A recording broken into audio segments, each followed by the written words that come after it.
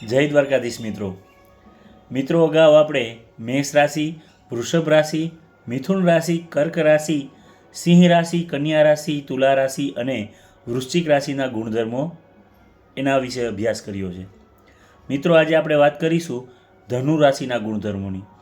એ અગાઉ હજુ સુધી આપે ચેનલને સબસ્ક્રાઈબ ન કરી હોય તો જરૂરથી ચેનલને સબસ્ક્રાઈબ કરી લ્યો. તમારા મિત્રો સુધી આ વિડીયોઝને શેર કરો અને નોટિફિકેશન બેલને ઓન કરી આપો.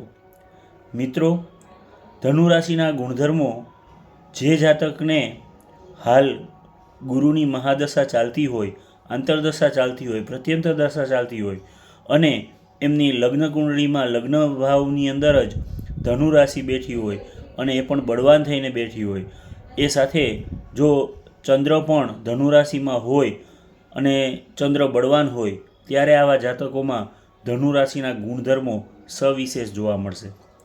મિત્રો, ધનુ રાશિના ગુણધર્મોની વાત કરીએ તો ધનુ રાશિનું સ્થાન હાથી ઘોડા રાખવાની જગ્યા, લડાઈની છાવણી તેમજ રાજમહેલ જેવા સ્થળો હોય છે. મિત્રો, આ ધનુ રાશિ એ પુરુષ રાશિ તથા અગ્નિ તત્વ, ક્ષત્રિય વર્ણ, વિષમ, ક્રૂર, રાત્રિબલી, જીવ સંજ્ઞક, પીળા રંગની દ્વિસ્વભાવ રાશિ છે. મિત્રો, આ રાશિની દિશા પૂર્વ છે તથા રાશિ સ્વામી ગુરુ છે. આપણે સૌ જાણીએ છીએ મિત્રો કે ધનુ રાશિવાળા વ્યક્તિઓ ખૂબ જ ઉદાર, ભૌતિક સંસ્કૃતિને પસંદ કરનાર, યાત્રામાં રુચિ રાખનાર, ઊંચા અવાજવાળા, જ્ઞાની, ડાહ્યા, શાણા, દીર્ઘદ્રષ્ટિ ધરાવતા, આત્મપ્રેરણાવાળા, પુષ્ટ શરીરવાળા, લાગણીશીલ, મિલનસાર, સાહસિક, અધિકાર પ્રિય, પ્રગતિશીલ હોય છે.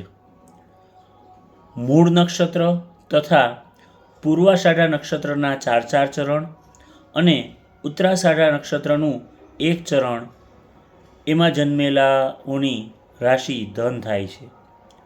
આ રાશિમાં જન્મેલાઓ ટૂંકા કદના પણ બળવાન શરીર એટલે કે બાહુબળ વધારે હોય તેવા હોય છે. લંબગોળ ચહેરો, સાધારણ કરતાં મોટા પ્રમાણમાં ગરદન, કાન, નાક, હોઠ અને દાંત એ કદ કરતાં મોટા પ્રમાણમાં હોય છે. માથા પર ટાલ હોય છે.